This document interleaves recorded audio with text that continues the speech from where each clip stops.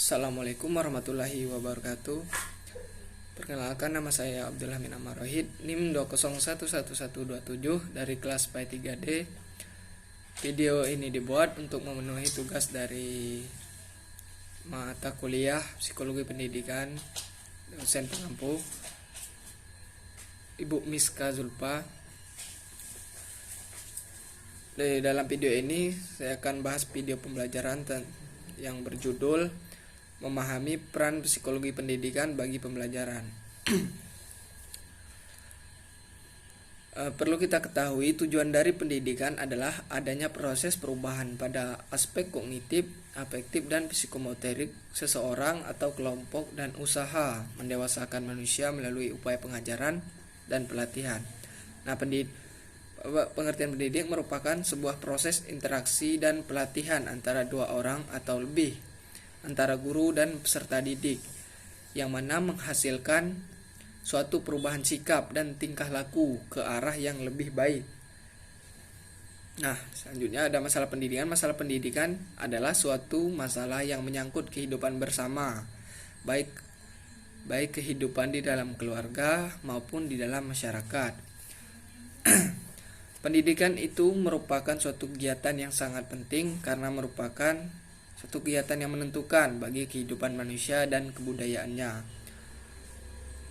Oleh karena itu, pendidikan yang dilakukan oleh masyarakat sekarang ini itulah yang akan menentukan kehidupan bangsa di masa depan. Sehingga sangatlah penting untuk memperhatikan masalah pendidikan secara cermat, sehingga kelemahan-kelemahan yang ada di dalam dunia pendidikan dapat diperbaiki agar kehidupan masyarakat dapat menjadi lebih baik di masa yang akan datang. Itulah sebabnya dalam hal ini peranan pendidikan sangat penting. Salah satu faktor keberhasilan dalam pendidikan adalah guru.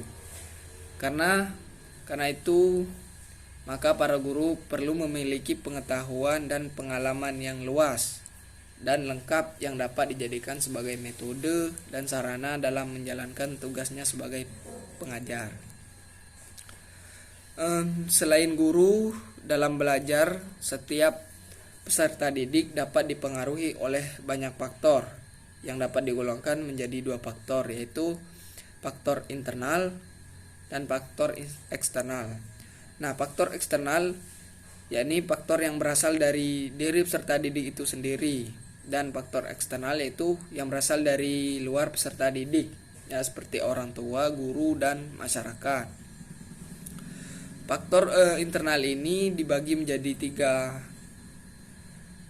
faktor ya, yaitu faktor jasmaniah, faktor psikologis, dan faktor kelelahan.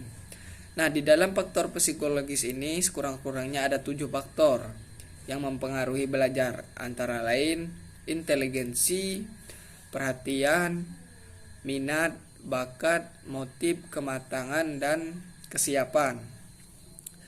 Dan faktor-faktor inilah yang harus diperhatikan oleh setiap pendidik agar dapat mengendalikan dan mengatur belajar, agar dapat berlangsung efektif, terarah, dan optimal. Guru yang baik adalah guru yang dapat mengerti dan memahami permasalahan atau kendala dari seorang peserta didik dan persoalan psikologi peserta didik. Guru yang dapat memahami persoalan peserta didik adalah guru yang tidak memaksakan keinginannya kepada peserta didik, yang mendengarkan keluhan dan problematika belajar dari peserta didik, dan yang juga tidak memaksakan tugas yang melampaui kemampuan peserta didik. Oleh karena itu, seorang guru perlu terus-menerus berusaha untuk memahami mereka yang akan dipimpinnya dalam proses pendidikan. Para guru perlu mempelajari sifat-sifat dasar peserta didik yang diwarisi oleh orang tua, pertumbuhan peserta didik.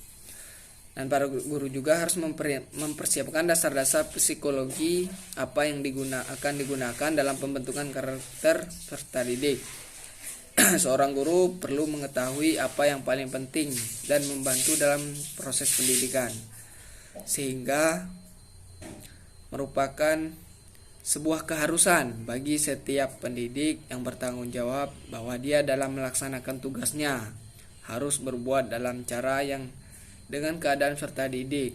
Karena itu, pengetahuan psikologi mengenai peserta didik dalam pendidikan adalah harus dijadikan kebutuhan pendidik untuk memiliki pengetahuan tentang keadaan jiwa peserta didik. Karena pendidikan hanya dapat berjalan efektif apabila pendidikan tersebut dapat menjawab dan memenuhi kebutuhan psikologi peserta didik. Sekian pembahasan dari saya. Mohon maaf bila ada salah kata. Saya Abdul Hamid mohon undur diri. Terima kasih atas perhatiannya. Wabillahi taufiq wal hidayah. Wassalamualaikum warahmatullahi wabarakatuh.